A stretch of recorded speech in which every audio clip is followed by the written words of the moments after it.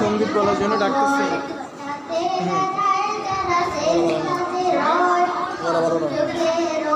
না, সবাই মিলে বলবে সেটা। আপনি শুধু আপনি দাঁড়াই থাকবো, যা বলার উনি বলবেন।